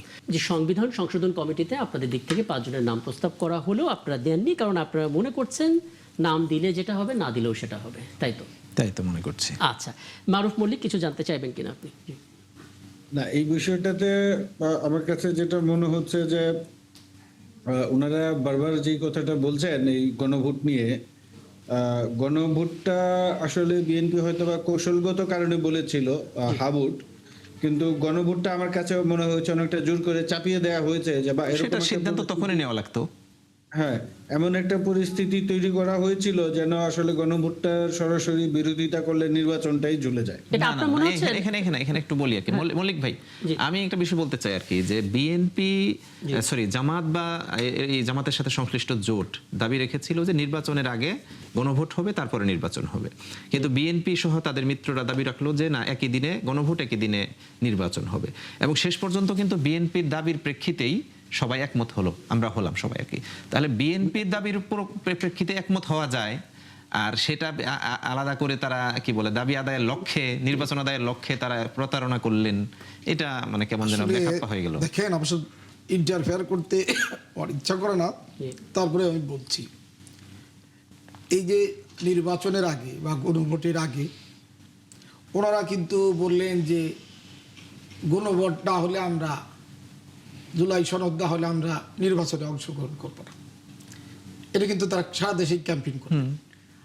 আর একদিকে আমরা দেখলাম তারা কিন্তু আমাদের চেয়ে 1 বছর আগে তাদের প্রার্থী মনোনয়ন দিল। না না, প্রার্থী আমাদের সারা বছরই মনোনীত, মানে এখন যেমন সারা বছর। আপনি দেখবেন যে আমি বললে উনি কষ্ট পাবে, কারণ সামনাসামনি মানে এটা বর্তমান সমাজে খুব প্রচলিত একটা শব্দ, কিন্তু আমি আসলে মানুষকে আঘাত দিয়ে কথা বলতে চাই না, কিন্তু এখন বলতে হচ্ছে। কিন্তু মানে আমি বলি আবার যে debate চলবে আর না, আবার এখানে দল হচ্ছে কি বসানো দেখেন, একসাথে ওনারা একদিকে বলছেন জুলাই বিপ্লব বা ছাড়া নির্বাচন হবে না, নির্বাচনে অংশগ্রহণ করব না, আর একদিকে প্রার্থী দিয়ে ঘরে ঘরে তারা ভোট করছে। এই যে আসলে আমি অত হাদিস কোরআন জানি না, মুনাফিকের সংজ্ঞাও আমি জানি না, ঠিক আছে, এটা আমরা কিন্তু মুনাফিকের সংজ্ঞাও আমি জানি না, কিন্তু আমার কাছে মনে হয়েছে যে তারা কৌশল নিয়ে কাজ করেছেন। উনি যে সাংবাদিক সাহেব যে বলেছেন কতটা অনেকটাই আমি মনে করি সঠিক, যে আমাদেরকেও তাদের এই অপকৌশলের বিরুদ্ধে আমাদেরকেও তো কিছু কৌশল অবলম্বন করতে হচ্ছে, এবং জুলাই বিপ্লবের যে সব ধারায় আমাদের দলের পক্ষ থেকে নোট অফ ডিসেন্ট দিয়ে রেখেছে সেগুলা কিন্তু আগেই দিয়ে রেখেছে। আর দ্বিতীয় কথা হচ্ছে যে জুলাই সনদ আমরা বাস্তবায়ন করব না, এইটা কিন্তু আমরা কখনো বলি নাই। আমরা বলছি যে প্রতিটি জুলাই সনদের প্রতিটি ধাপই বাস্তবায়ন করা হবে। আপনার 137টার মতো ধারা ছিল, তার মধ্যে 91টা বাস্তব হয়েছে। এই 91টার মধ্যে 100-র তারপরে উপরে বিএনপির বক্তব্যটা কি এটা যে তাদের মনে মনে ছিল না, কিন্তু মুখ দিয়ে হ্যাঁ? না, এইখানে ধরেন, আমি একটু মানে বলি, আলিম ভাই তো বললেন, আবার রাশেদ সাহেবও বললেন। জি। প্রথমত রাশেদ সাহেব যেটা বললেন যে বিএনপি প্রতারণা করছে, আমার কাছে গণভোটটাই একটা বিশাল প্রতারণা মনে হয়েছে, এই গণভোটের আয়োজন করাটাই। হ্যাঁ, আমি মল্লিক ভাই আপনাকে আমি প্রশ্ন করেছিলাম যে সেই প্রতারণার ফয়সালাটা তো ভোটের আগে করতে পারতো বিএনপি। হ্যাঁ, ভোটের আগে বিএনপি করতে পারতো। দেখেন, রাজনীতিতে কখনো 1 পা আগাইলে 2 পা পিছাইতে হয়, 2 পা আগাইলে 1 পা পিছাইতে হয়। এখন এই গণভোট এবং নির্বাচনের জন্য ঐক্যমত কমিশনে বা পর্দার আড়ালে কি আলাপ আলোচনা হয়েছে সেটা আপনিও জানেন, আমিও জানি। এখন আপনি যদি সেই পর্দার আলাপ শুরু করেন, আমরাও শুরু করব, সেটা কোনো সমস্যা না। কিন্তু বারবার আপনারা যে কথাটা বলেন, কিছুদিন আগে আপনাদের আমিরে জামাত উনিও সিলেটে গিয়ে একই কথা বলেছেন যে বিএনপি প্রতারণা করছে। এই কথাটা মনে হয় আপনাদের শব্দ চয়ন এবং ভাষার ক্ষেত্রে আপনাদের আরো সতর্ক হওয়া উচিত, কারণ না না না, এটা তো উনি সংসদে বলেছেন, মাননীয় স্বরাষ্ট্রমন্ত্রী সংসদে এই টপিক আলোচনা করেছেন। হ্যাঁ, করেছে, তারা তাদের জায়গা থেকে করেছে, কিন্তু আপনারা বারবার বলছেন বিএনপি প্রতারণা করেছে। এখন আপনিও বললেন আজকে যেটা প্রতারণা হচ্ছে, কিন্তু আপনাদের মাথায় রাখতে হবে এই গণভোটটা একটা প্রতারণা। আমি না ভোট দিয়েছি, আমি এটাকে প্রতারণামূলক একটা কর্মসূচি মনে করে এই গণভোটকে আমি প্রত্যাখ্যান করেছি, এবং আমি সবাইকে না ভোট দেওয়ার জন্য বলেছি। কারণ আপনি যখন গণভোট বা এই ধরনের এখানে যদি একটু একটা বিষয় ছোট্ট মাথায় রাখেন, মানে না ভোট শুধু আপনি একা দেননি, অনেকে না ভোট দিয়েছে, অনেকেই পরিবর্তন চায়, 30% লোক না ভোট দিয়েছে, কিন্তু একটা বড় পার্সেন্ট কিন্তু হাও দিয়েছে না। হ্যাঁ দিয়েছে, কিন্তু বিষয়টা হচ্ছে এই যে গোজামিলের যে সংস্কার, জি। এই তথাকথিত যে সংস্কার, আপনার ক্ষমতা ভাগাভাগির যে সংস্কার, এটা গুছিয়ে দেওয়ার চেষ্টা করা হয়েছিল, এটাই তো বড় প্রতারণা জাতির তো সঙ্গে। সেটার সমাধান তো আগে করা যেত। না, সেইটার সমাধান হচ্ছে এখন আপনি পার্লামেন্টে করেন, আপনি দাবি তুলেন, আপনি যে গুণগত রাজনৈতিক পরিবর্তনের কথা আমরা বলছি, এই তথা কিছু অনির্বাচিত লোকের এই সংস্কার প্রস্তাব নিয়ে মাতামাতি না করে এই যে ঐক্যমত কমিশন করা হয়েছে, এটা কমিশনের অথরিটি ইন্টারিম গভর্নমেন্টকে কে দিয়েছে? তারা কি এনটাইটেলড ছিল? আমি কি এটা রায় দিয়েছি? জনগণ কি এটার পক্ষে রায় দিয়েছে? না, না, এখানে অরাজনৈতিক সিদ্ধান্ত, অরাজনৈতিক লোকদের কাজকে সহজ করার ক্ষেত্রে ভূমিকা রাখছেন কিন্তু রাজনৈতিক নেতৃবৃন্দই। সেই ঐক্যমত্য কমিশনের স্টেক তো সকল 33টা রাজনৈতিক দল। না, রাজনৈতিক নেতৃবৃন্দকে বাধ্য করা হয়েছে কিনা সেটা একটা বিশাল বিতর্ক হতে পারে, আপনার সঙ্গে আলাদা ডিবেট হতে পারে, কিন্তু আপনি কিছু অরাজনৈতিক অনির্বাচিত ব্যক্তির হাতে আপনি রাষ্ট্রের মৌলিক চরিত্র পরিবর্তনের দায়িত্ব দিচ্ছেন এবং সেটাকে আপনি সংস্কার হিসেবে এবং এক্ষেত্রে মানে যদি রাশিদুল ইসলাম রাশেদ ওই সিচুয়েশনটা ঐক্যমত্য কমিশন যখন বসেছিল এবং যখন এই বড় বড় রাজনীতিবিদ এবং রাজনৈতিক দলগুলো একসাথে নিচে এলো, তখন একটা শঙ্কাও কাজ করছিল যে আমরা যদি নোট অফ ডিসেন্ট বেশি দেই, আমরা যদি মত দ্বিমত করি, বাইরে আবার মব চলছে, যে কেউ যে কোনো সময় রাস্তা ব্লক করতে পারে এবং দেশ আবার সেই 5 আগস্টের ওই মুহূর্তে। না, আমি আপনার সাথে একমত হতে পারছি না, কারণ বিএনপি কি নোট অফ ডিসেন্ট দিতে কি ভয় পাইছে? তারা তো ঠিকই দিয়েছে। কথা হচ্ছে যে আমাদের এখন একটা নির্বাচিত পার্লামেন্ট আছে, সেই পার্লামেন্টে আপনারা সংস্কার নিয়ে কথা বলেন। হ্যাঁ, আমরা তো সেটাই তো চাচ্ছি। আচ্ছা, আমরা তো সেটাই চাচ্ছি। কিন্তু মারফুলিক এখানে কি একটা মানে সাংঘর্ষিক ব্যাপার হয়ে যাচ্ছে না যে আমরা একদিকে বলছি যে এই গণভোটটাই একটা প্রতারণা কিংবা কৌশলগত কারণে আমরা আসলে মেনে নিয়েছি, আবার এদিকে আমরা সংবিধান সংশোধন কমিটির জন্য নামও চাচ্ছি, মানে দুটো সাংঘর্ষিক হয়ে যাচ্ছে। সাংঘর্ষিক তো না, এটা সাংঘর্ষিক না। আরেকটা বিষয় একটু শুনে নিই, তারপরে আমি আসছি। আমি একটু বলি, ধরেন এটা সাংঘর্ষিক না, এই অর্থে সাংঘর্ষিক না যে আমাদের একটা প্রয়োজন ছিল যে কোনো প্রকারে নির্বাচিত সরকারে উত্তরণ ঘটানো। আচ্ছা, আমরা ভোট দিয়ে আমাদের প্রতিনিধি নির্বাচিত করব, তারা এটা নিয়ে আলাপ করবে। সেই জায়গায় হয়তো বা ভোটার হিসাবে আমরা অনেক কিছু মেনে নিয়েছি, রাজনৈতিক দল হিসাবে বিএনপি কিছু মেনে নিয়েছে, জামাত কিছু মেনে নিয়েছে, এনসিপি মেনে নিয়েছে, মানার পরে নির্বাচনটা হয়ে গেছে। এখন আসেন আমরা পার্লামেন্টে সংবিধান সংশোধন করি, কমিটিতে নাম দেন, এটা সাংঘর্ষিক কেন? ছোট্ট একটু করে বলি, এই যে আলিম ভাই বা এই যে রাশেদ ভাই, ইনারা তো আমাদের প্রতিনিধি, উনারা এখন তাদের সেই ক্ষমতা আছে, তাদেরকে সেই ক্ষমতা জনগণ দিয়েছে, তারা রাষ্ট্রের সংস্কার করবে, সংবিধান সংস্কার করবে, নতুন আইন প্রণয়ন করবে। That's all. না, একটু ছোট্ট একটু বলি, আর এটা না বললেই নয়। সেটা হচ্ছে যে এখন কিন্তু 100 দিন পার হয়ে গেছে, মানে 3 মাস পার হয়ে গেছে। আমরা অনেক জায়গায় 3 মাসের প্রেক্ষাপট, 3 মাসের কার্যক্রম অগ্রগতি আলোচনা করছি আর কি। এটা কি এটা চরম মানে কি বলে হতাশা বলবো বা আশ্চর্যজনক ঘটনা বলবো যে আলোচনা দিন, প্রতিটা দিনই তো কম বেশি ট্র্যাজেডি ছিল, দুটো ঈদ ছিল, বৈশ্বিক সংকট ছিল, এরপরেও যেভাবে বিএনপির পক্ষ থেকে বা সরকারের পক্ষ থেকে জুলাই সনদের অক্ষরে অক্ষরে বাস্তবায়ন করা হবে যে আলোচনাগুলো হচ্ছে আর কি, তো কিছু কি এখানে বাস্তবায়ন করে অন্তত পক্ষে কেমন প্লেস করার জন্য হলেও তো করতে পারতো আর কি। মানে আমি এটা জাস্ট কথার কথা বলছি। তখন তো আপনি বলতেন আরেক ধরনের প্রতারণা। আমি ওনাকে জিজ্ঞেস করি, আমি ওনাকে বলতে চাই যে ধরেন আমরা জুলাই সনদ মানতাম না, জুলাই সনদে আমরা স্বাক্ষর করতাম না, তাহলে কি হতো? এই অনির্বাচিত সরকারই তো থাকতো। আমরা নির্বাচন চাইনি এই কথাটা বিএনপি যেভাবে বলে দোষারোপ, এটা কিন্তু সত্য না। না, আপনাদের যদি এই জুলাই সনদ আমরা স্বাক্ষর না করতাম, গণভোট আমরা না মানতাম, তাহলে কি এদেশে নির্বাচন হতো? এই অনির্বাচিত সরকারটাই থাকতো? তাই থাকতো না। আজকে যে গণতান্ত্রিক সরকার আসছে, পার্লামেন্ট আসছে, এখানে আলোচনা করার সুযোগ আসছে, আপনি তো প্রতিনিয়ত আলোচনা করতে পারছেন। এবার আমি তো বললামই যে ইতিমধ্যেই অনেকগুলি বাস্তবায়ন করা হয়েছে এবং ভবিষ্যতে বাস্তবায়ন করা হবে হচ্ছে।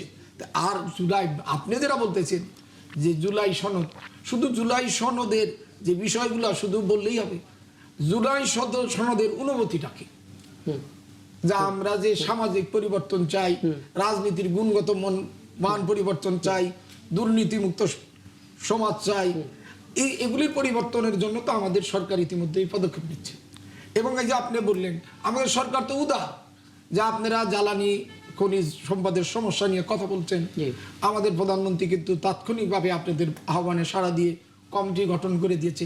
এই যে গণতান্ত্রিক চর্চা, আপনি কি মনে করেন বিগত শেখ হাসিনার 15 বছরের বিরোধী দলের কোনো কথা গুরুত্ব দেওয়া হয়েছে বা তাদের জন্য কোনো রেফারেন্স হতে পারে না? সেটা সরকারই ছিল না। এই জন্য আপনাকে বলতে হবে যে বিএনপি সরকার সকলকে নিয়ে কিন্তু কাজ করার চেষ্টা করছে। আচ্ছা, আমি একটা বিষয় রাশিদুল সাথে আপনার কাছে ব্যাখ্যা জানতে চাই। অনেকে এটা জানতে চান, ঠিক আছে বিএনপি যদি তখন হায়ের পক্ষে কথা বলে এখন সেটা বাস্তবায়ন না করে, কারণ নির্বাচনটা স্মুথলি যেন হয় সেটা তারা চেয়েছিল, এটা যদি তাদের স্ট্র্যাটেজি হয়ে থাকে, জামাত এত বড় রাজনৈতিক দল, তারা কি সেটা আগে থেকে বুঝতে পারেনি?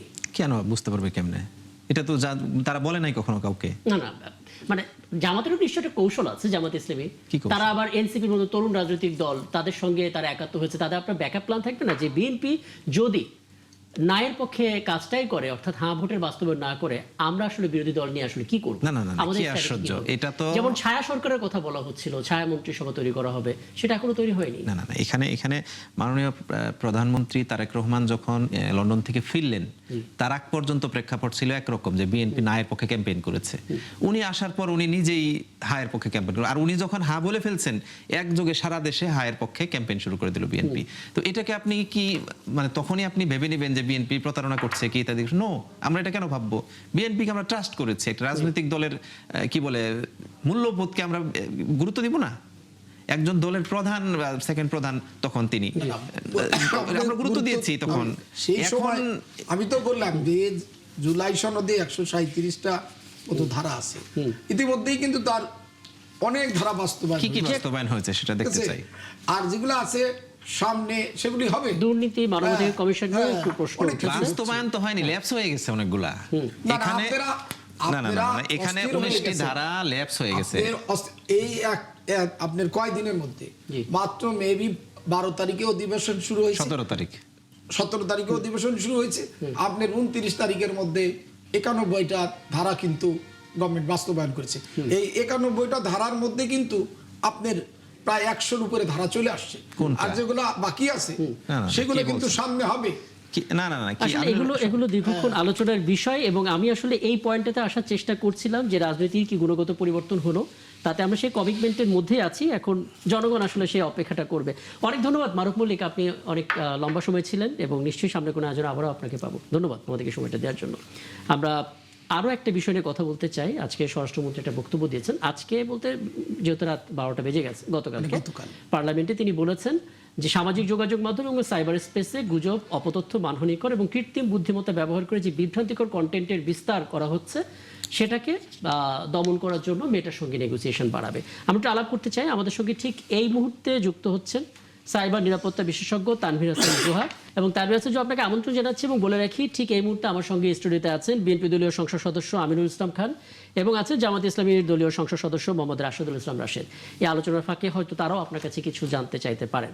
আমি আপনার কাছে একটা বিষয়টা জানতে চাই, স্বরাষ্ট্রমন্ত্রী সালাউদ্দিন আহমেদ তিনি বলেছেন সাইবার সুরক্ষা আইন সংশোধন করে ফেসবুক, ইউটিউবকে জবাবদিহিতার আওতায় আনা হচ্ছে।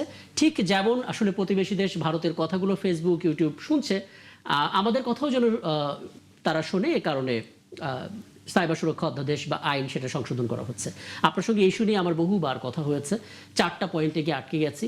প্রথম বিষয়টা হচ্ছে যে আমাদের দেশে ডেটা সিকিউরিটি অ্যাক্ট নাই, আমাদের দেশে খুব স্ট্রং তথ্য নিরাপত্তা না থাকার কারণে আগেই তারা আমাদেরকে প্রশ্ন করে যে তোমরা আসলে কোন আইনে আমাদেরকে এই কন্টেন্ট দূর করতে বলবে। দ্বিতীয় প্রবলেম হচ্ছে আমাদের দেশে তাদের কোনো অফিস নেই। 3 নম্বর প্রবলেম হচ্ছে তারা আসলে তাদের দেশের যেই অ্যাকচুয়াল গাইডলাইন সেটা দিয়ে আমাদের এটাকে পরিচালনা করে না, এবং সামান্য কিছু টাকা হয়তো তারা আমাদেরকে দেয়। তাহলে আমরা কোন কনফিডেন্সে এই স্বপ্নটা দেখছি যে আমরা বলা মাত্রই আমাদের কথা তারা শুনবে? একটু বলবেন। জি জি, ধন্যবাদ।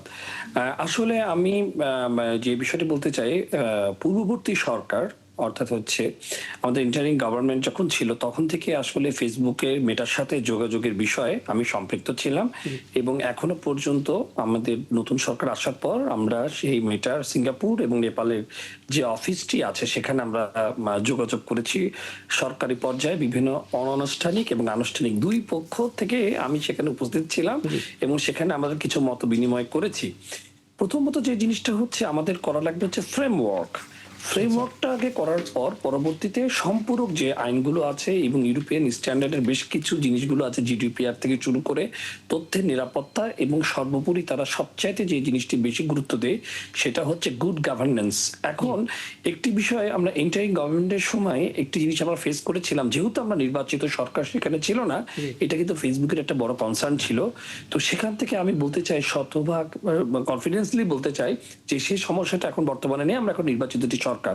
এখন ফ্রেমওয়ার্কটা নিয়ে যদি একটা কমিটি করে দেওয়া হয় এবং সেখানে যদি আমরা বিভিন্ন স্টেক হোল্ডার যদি আমরা ইনপুটস গুলো দিই, পরবর্তীতে আইনগুলো সংশোধন করলে অবশ্যই আমরা আশাবাদী এমল্যাট এর মাধ্যমে আমরা এই তথ্যগুলো পাবো। এবং আপনার জ্ঞাতাতে জানিয়ে রাখতে চাই, আমাদের আইন শৃঙ্খলা বাহিনী বিশেষ করে ডিবি এবং কাউন্টার টেরোরিজম ইউনিটের সাইবার ক্রাইম যে ইউনিটটি রয়েছে, তারা শুধুমাত্র সন্ত্রাসবাদী এবং চাইল্ড পর্নোগ্রাফির ক্ষেত্রে, সহিংস টেরোরিজমের ক্ষেত্রে তারা যে কোনো প্রকার তথ্য এখনো কিন্তু ফেসবুক আমাদের দিচ্ছে। তো সুতরাং আমাদের জাস্ট এমল্যাটটা হলে পরে আমাদের ব্যক্তিগত বা ডিপফেক বা রাজনৈতিক মেরুকরণ বা অপপ্রচার যেটাই বলি না কেন, সেটার আইনি সংজ্ঞাটা যদি খুব সুস্পষ্ট করে দেওয়া হয়, আমার মনে হয় আমরা অবশ্যই এটা একটা সাকসেসফুল জার্নিতে আমরা শেষ করতে পারবো বলে আমার বিশ্বাস। আপনার কি মনে হয় যে এখানে তাদের দিক থেকে আসলে সিরিয়াসনেসেরও একটা অভাব আছে? কারণ খোদ আমাদের দেশের প্রধানমন্ত্রী গুজবের শিকার হচ্ছেন, এবং আমাদের যে ফ্যাক্ট চেকিং প্রোগ্রামটা আছে ফেক নিউজ স্ক্যানার, সেখানে আমরা দেখতে পাই যে গেল 6 মাসের মধ্যে সবচেয়ে বেশি অপতথ্যের শিকার হয়েছেন প্রধানমন্ত্রী তারেক রহমান, তারপরে আছেন জামাতে আমির, দল হিসেবে সবার উপরে বিএনপি, সেকেন্ডে আছে জামাত ইসলাম। তারা ক্রমাগত অপতথ্যের শিকার হচ্ছে। একটা দেশে সবচেয়ে বড় বড় ফিগারগুলো যদি আসলে অপতথ্যের শিকার হয়, সেই জায়গা থেকে মেটা কিসের ফ্রেমওয়ার্কের জন্য অপেক্ষা করবে? তারা তো জানে। জি জি, আসলে বিষয়টা হচ্ছে মানে বাংলাদেশের ক্ষেত্রে দেখা গেছে যে কন্টেন্ট রিমুভালের দায়িত্বটি মূলত বিটিআরসি করে থাকেন, এবং আমি এই কিছু কিছু কন্টেন্ট আমি নিজে এই রিমুভালের রিকোয়েস্টটা সেন্ড করেছি বিটিআরসির মাধ্যমে, এবং সেটা কিন্তু রিকোয়েস্ট তারা কিছু কিছু জায়গায় তারা শুনছে। এখন যে বিষয়টি হলো, আমাদের এই রিকোয়েস্টের পরিমাণটা বলা হচ্ছে দক্ষিণ এশিয়ায় যতগুলো দেশ আছে তার থেকে অত্যন্ত বেশি, এবং সেটা এখন নয়, সেটা দীর্ঘদিন ধরেই বেশি। তো আসলে আমাদের গুড গভর্নেন্স, গুড হাইজিনেশন এবং আমাদের ডিজিটাল মেন্টাল হেলথের কন্ডিশন ভালো না। খুব সহজে একটা অপপ্রচার করে দিলে সেটা মানুষ খেয়ে ফেলে, এবং আমরা মিডিয়া ট্রায়ালটা করতে খুব পছন্দ করি। তো আসলে এটা একটা উত্তরোত্তর পরিবর্তন আমাদের আনার প্রয়োজন, এবং এটা অবশ্যই হবে। এবং আমি একটা বিষয় সংসদ সদস্য রাশেদুল ইসলাম রাশেদ হয়তো আপনার কাছে জানতে চাইতে পারেন, আপনি একটু আগে বলছিলেন না যে ভারতের কর্মকর্তারা আছে বা তাদের ইয়াতে দেখ, এটা আপনি তার কাছে আমি দুটো বিষয় জানতে চাই। নাম্বার 1 হচ্ছে যে এই যে ভারতের এখানে তারা মেটা অফিস করেছে, বা আপনি বলেছেন যে নেপালে আছে, সিঙ্গাপুরে আছে। এক নাম্বার হচ্ছে যে আমরা বাংলাদেশে কেন এই মেটার অফিস পাচ্ছি না, বা তাদের পক্ষ থেকে সারা কেন আসছে না, এটা একটা প্রশ্ন। আর সেকেন্ড হচ্ছে যে অফিস এখন তো গ্লোবাল সবকিছু, বা মেটার সাথে আমাদের সকল যোগাযোগ আমরা কি বলে সাইবার ফর্মই করতে পারি। তো সেক্ষেত্রে অফিস না থাকা সত্ত্বেও আমাদের এই নেগোসিয়েশনের জায়গাটা ল তৈরি করার জন্য উদ্যোগ নেওয়া হোক বা না হোক, একটা ইন্টারন্যাশনাল কমিউনিটি গাইডলাইন তো আছে, সেটার আলোকে আমরা কেন সেবা পাচ্ছি না? আরেকটা পয়েন্ট হচ্ছে, যেখানে সাব পয়েন্ট লিখে রাখি, যে আমরা বাংলাদেশ থেকে বেশি অভিযোগ তাদের কাছে দায়ের করছি, তারা মনে করছে আর কি। হ্যাঁ, এটা তো স্বাভাবিক, বাংলাদেশে মানুষ বেশি বা বাংলা ভাষাভাষী মানুষ বেশি, এটা তো ব্যবসাও করে বেশি, ব্যবসাও তো তাদের বেশি। এই দুটো বিষয় একটু এই বিষয়গুলো একটু জানতে চাই।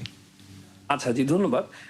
আমি কয়েকটি কন্টেন্ট রিমুভাল সাথে সরাসরি সম্পৃক্ত ছিলাম এই সরকারের আমলে, এবং যেগুলো খুবই স্পর্শকাতর, তারা কিন্তু সাথে সাথে এটা 7 ঘন্টার মধ্যে, আমি একদম দায়িত্ব নিয়ে বলতে পারি উইদিন 7 আওয়ার তারা কিন্তু কন্টেন্ট রিমুভ করে ফেলেছে।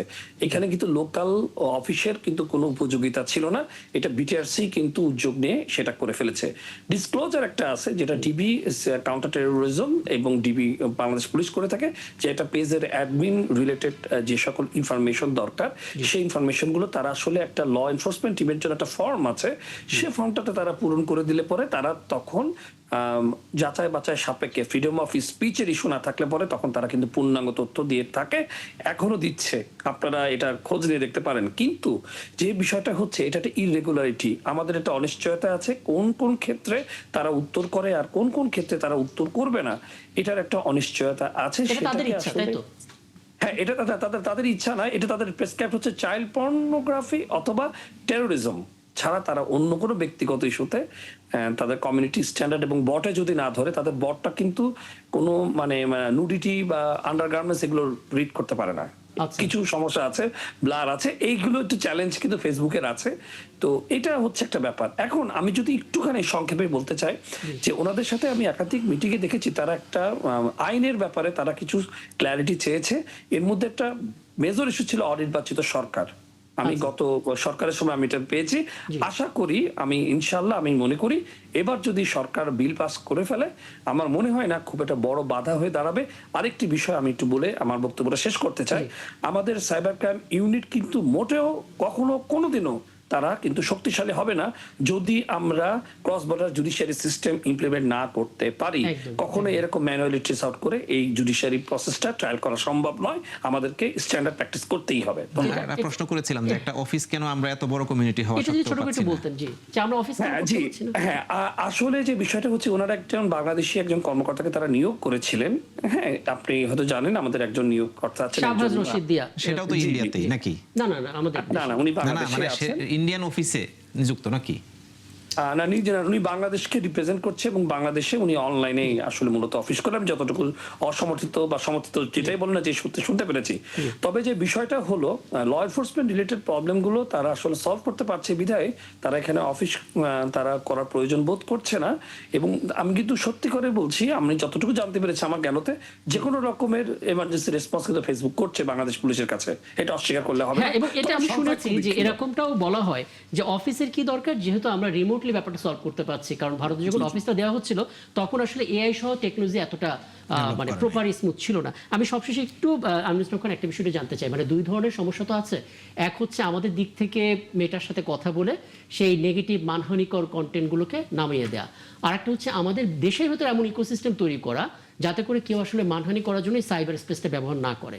মুশকিল হচ্ছে আমরা এখন পর্যন্ত কোনো দৃশ্যমান শাস্তির ব্যবস্থা করতে পারিনি। একটা মানুষ অপতথ্য বা ক্যারেক্টার অ্যাসাসিনেট করছে, আমরা তাকে শাস্তির আওতায় আনতে পারি। আমি এটাকে প্রথমে বলবো, আমরা যারা এই ফেসবুককে মানে প্রচারণার মাধ্যমে হাতিয়ার হিসেবে মানুষকে ঘায়েল করার চেষ্টা করছি বা বিতর্কিত করার চেষ্টা করছি বা ইমেজ নষ্ট করার চেষ্টা করছি, এগুলি এই মানুষগুলো কিন্তু আমাদের সমাজের মধ্যেই আছে, আমাদের আশেপাশে আছে।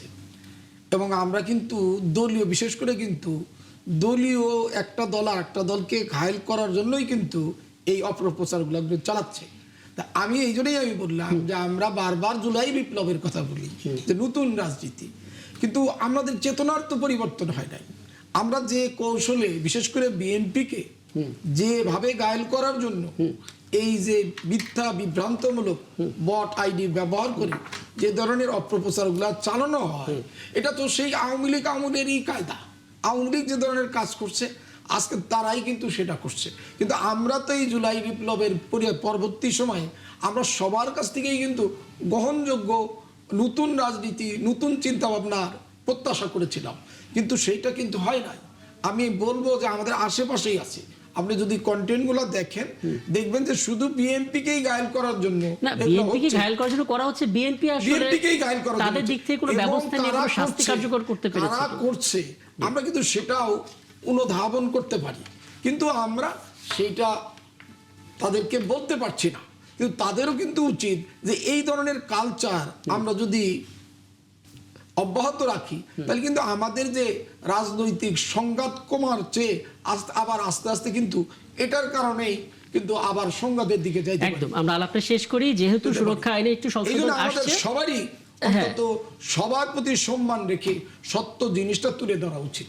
এমন সব ঠিক আছে, আমরা আয়োজনটা শেষ করতে হচ্ছে। কল্পনা করা যায়। আপনার কথা যেটা বুঝলাম, আসলে এই সাইবার যে নিরাপত্তা সংশোধন আইনটা যদি করা হয় তাহলে হয়তো এই বিষয়গুলো সেইখানে থাকবে এবং বট বাহিনী বলতে যা বোঝায় তাদের হয়তো সেই সুযোগটা থাকবে না বা কমে আসবে। অনেক ধন্যবাদ তানভীর জোহা আমাকে সময় দেওয়ার জন্য, এবং আপনার দুজনকেও ধন্যবাদ একটা দীর্ঘ সময় সাথে থাকার জন্য। দর্শক আপনাদেরকেও ধন্যবাদ আমাদের সাথে থাকার জন্য। আগামীকাল নতুন ইস্যু নিয়ে কথা হবে, থাকবেন আমাদের সঙ্গে।